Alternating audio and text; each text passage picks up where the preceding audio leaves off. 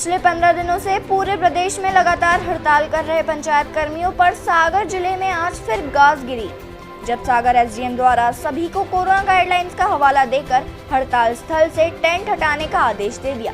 लेकिन अपनी लंबित मांगों के लिए संघर्ष कर रहे पंचायत कर्मियों का कहना है कि हम महात्मा गांधी के आदर्शों पर चलकर यह हड़ताल कर रहे हैं। प्रशासन चाहे कुछ भी करे, जब तक हमारी मांगे पूरी नहीं होती है हम यहाँ से नहीं हटेंगे। इसी बीच पंचायत कर्मियों को सागर जिले के कांग्रेस के कद्दावर नेता रामकांत यादव ने भी हड़ताल स्थल पर पहुंचकर पंचायत कर्मियों को समर्थन दिया। ब्यूरो रिपोर्ट, खबर 24।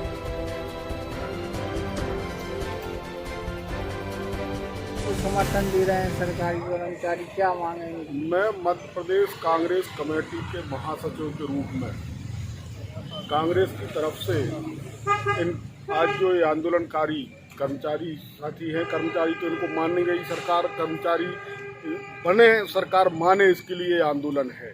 तो इसमें सचिव हैं, रोजगार सहायक हैं और आजीविका मिशन के लोग हैं। इनकी जो मांगे हैं ये सागर जिला पंचायत के सामने इन लोगों ने धरना प्रदर्शन अपना कई दिनों से किया हुआ है और ये अभी इनके लिए आदेश आया है कि आप यहाँ से टेंट हटा लीजिए, कोरोना गाइडलाइन का पालन नहीं हो रहा। जबकि शासन अभी स्कूल खोलने की अनुमति शासन ने दी है और सारे कार्यालय खुले हैं। तो यदि कार्यालयों में रहेंगे तब भी कोरोना गाइडलाइन का पालन नहीं हो पाना। और यदि आपको कोरोना गाइडलाइन का पालन करना ही है, इनकी बहुत मामूली सी मांगे हैं, उन मांगों को सरकार को मानना चाहिए। मध्य प्रदेश में माननीय कमलनाथ जी की सरकार यदि होती तो अभी तक ये इनकी मांगों का मौका नहीं आता, इनको आंदोलन नहीं करना पड़ता, ये मांगें पूरी हो जाती अपने आप। अभी इन लोग का वो टेंट भी उखड़वा दिया है। हाँ, अभी यहाँ सिटी मजिस्ट्रेट से के यहाँ से इनको फोन आया कि आप लोग जो है टेंट उखाड़ लो, क्योंकि कोरोना गाइडलाइन का आप पालन नहीं कर रहे। तो इन लोगों ने सोचा कि अभी टेंट वाला हमसे 30,000 रुपये का उसका नुकसान हो जाएगा, यदि प्रशासन जब्त कर लेगा, यदि कुछ होगा तो उस स्थिति में हम कहाँ से देंगे। ये बहुत गरीब परिवार के लोग हैं और ये जो भारत देश है ये गाँवों का देश है। वो ग्रामीण जो व्यवस्था है, हमारी सामान्य प्रशासन की व्यवस्था है, यदि वो ये लोग नहीं करेंगे तो हमारी पूरी व्यवस्था ध्वस्त होने वाली है। ये स्थिति बन रही है मध्य प्रदेश में। तो इसलिए मैं चाहूँगा कि सरकार को इनकी मांगों को शीघ्र सुन के उनका निराकरण करना चाहिए। वैसे 15 दिनों से लगातार चल रही इनकी हड़ताल के बारे में प्रशासन किसी भी तरह की प्रतिक्रिया नहीं दे रहा है। ये जो है भारतीय जनता पार्टी की सरकार किसी की कोई बात सुनती ही नहीं, जो करना है अपने मन, मतलब उसके कान पे जूं ही नहीं रेंगती। ऐसी ये पहली बार ऐसी सरकार बनी है जो कभी किसी की बात को सुनती नहीं। आप कुछ भी करते रहो, आंदोलन करते रहो या धरने देते रहो, प्रदर्शन करते रहो, कुछ नहीं सुनती है सरकार। ये निरंकुश और समझिए सरकार जो है उदासीन सरकार है सामाजिक दायित्व के पीछे के प्रति, जबकि सरकार को सामाजिक दायित्व अपना निभाना चाहिए। ये जो सरकार है हम सब लोगों से मिलके बनती है, कोई हिटलरशाही और कोई राजतंत्रात्मक व्यवस्था नहीं है, वास्तव में प्रजातंत्र है। तो प्रजातंत्र में हर एक नागरिक को न्याय मिलना चाहिए। आज ज़रूरत है इन कर्मचारियों को न्याय की। यदि सरकार ये नहीं करेगी तो ये आंदोलन बड़ा हो जाएगा और आंदोलन के बढ़ने से जो हमारी व्यवस्था है वो ध्वस्त हो रही है, उसकी जवाबदार भी सरकार होगी। आज आपने क्या नाम है आपका, किस पद पे आप जिला पंचायत? प्रदीप कुमार अहरबार, सचिव ग्राम पंचायत बमोरी से हैं। आप लोग यहाँ पर पिछले 15 दिनों से अपनी कुछ लंबित मांगों को लेकर, लंबित मांगों के निराकरण के लिए यहाँ पर लगातार हड़ताल पर बैठे हुए हैं। शासन की तरफ से आप लोगों को क्या आश्वासन अभी तक मिला? भाई, हम लोग सभी संयुक्त मोर्चा के तत्वावधान में प्रदेश के निर्देश पर गांधीगिरी तरीके से हम अपना आंदोलन कर रहे हैं और सरकार से हम अपने संयुक्त मोर्चा की मांगों को रखे हुए हैं। लेकिन अभी तक सरकार की कोई सकारात्मक मांगों के लिए अभी तक कोई विचार नहीं आया है कि हम लोगों को क्या क्या मांगों पर निर्णय लिया है। इस प्रकार से कोई प्रतिक्रिया नहीं हुई है अभी। जैसे कि बारिश का मौसम बना हुआ है, लगातार पानी गिर रहा है यहाँ पर, और भी कई तरह की परेशानी आप लोग को यहाँ पर देखनी पड़ रही होंगी। कुछ दिनों पहले यहाँ टेंट लगा हुआ था, कुर्सियाँ भी नहीं है और इस तरह की परेशानियों से जूझते हुए कैसा भाई कर रहे हैं आप? गांधी जी ने यही तो सिखलाया था कि हम अपने अधिकार की लड़ाई के लिए लड़ें। अब टेंट उनने हटवा दिया तो हम लोगों ने हटा लिया शांतिमय तरीके, क्योंकि गांधीगिरी रास्ता है हम लोगों का। हम लोग लड़ने वाले तो हैं नहीं हैं भाई, हम लोग तो शांति प्रिय तरीके से मांग रहे हैं और अब मांग के लिए हम लोग अपनी छोटी छोटी व्यवस्था करके बैठे हैं।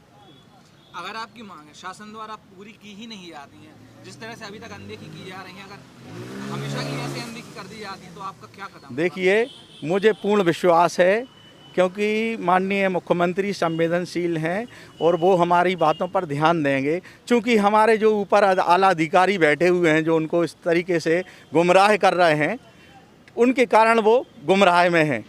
लेकिन हमें विश्वास है, अधिकारी गुमराह कर रहे हैं? अब ऊपर बैठे अधिकारी हैं, उनका नाम नहीं जानता हूं मैं, और मुख्यमंत्री हम लोगों की बातों को ध्यान देंगे, ये हम लोगों को पूर्ण विश्वास है। और हम लोग कोरोना गाइडलाइन का पूरा पालन कर रहे हैं और सभी शांतिमय तरीके से बैठे हुए हैं।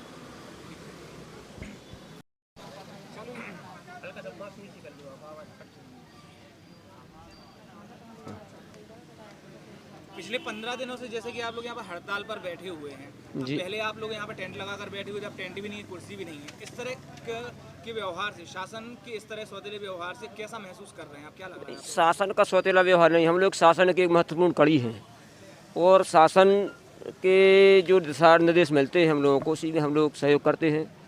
पूर्व में हमारे महासंघ के अध्यक्ष जो संयुक्त मोर्चा के संयोजक महोदय, उनके द्वारा अनुमति ली गई थी पंडाल के लिए, लेकिन कल वरिष्ठ अधिकारियों द्वारा पंडाल हटाने के लिए बोला गया।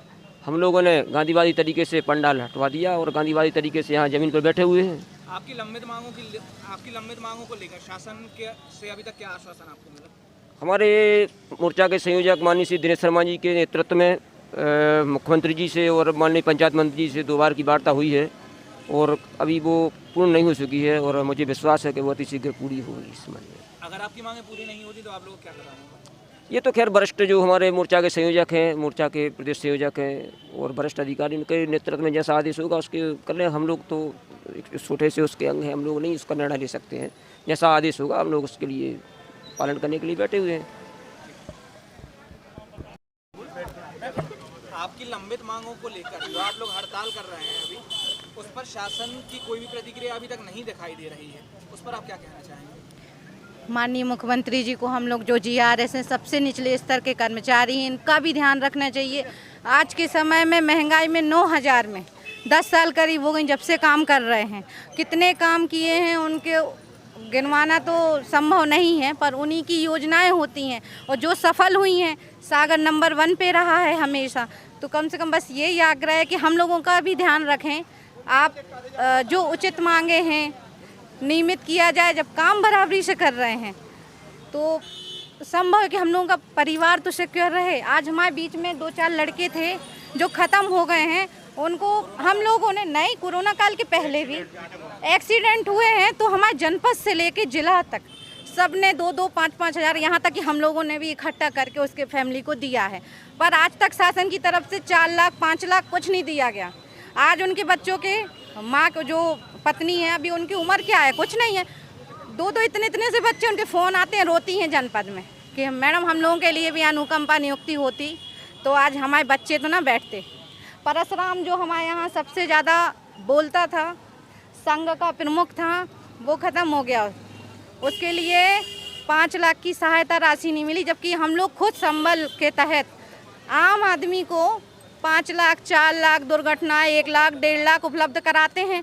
पर हम लोगों ने जनपद से और ज़िला में भी जो हमारे अधिकारी लोग हैं सब ने सहयोग किया और 1-1, 2-2 हज़ार सब ने किए। फिर वहाँ पे अंत्येष्टि हुई थी उस समय।